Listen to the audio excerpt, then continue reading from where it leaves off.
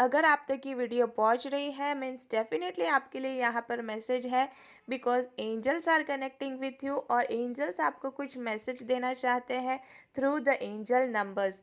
तो यहाँ पे चीट्स में मैं पिक करने वाली हूँ एंजल नंबर। जो भी यहाँ पे नंबर आएगा वो आपसे ज़रूर रेजोनेट होगा। बट सबसे पहले इस वीडियो को लाइक और मेरे चैनल को सब्सक्राइब ज़रूर करो, ताकि आपकी एनर्जीज यहाँ पे कनेक्ट हो सके। एंजल नंबर जो आया है 111। आपको ये नंबर अभी दिख सकता है या तो फ़ोन में, या तो शॉपिंग के बिल में, या फिर गाड़ी के नंबर प्लेट के पीछे। और बहुत सारे जन को कई दिनों से दिख भी रहा होगा, तो इसका मतलब यही है आपकी लाइफ में न्यू बिगिनिंग होने वाली है। जो भी आपके लिए बेस्ट है वो होने वाला है, क्योंकि आपने अपनी ऑरा को चेंज किया है, अपनी एनर्जीज को अलाइन किया है यूनिवर्सल एनर्जी के साथ। तो जो भी आपकी विश होगी, जो मैनिफेस्टेशन होगी, वो आपकी ज़रूर पूरी होने वाली है। जल्दी से क्लेम करो इस रीडिंग को।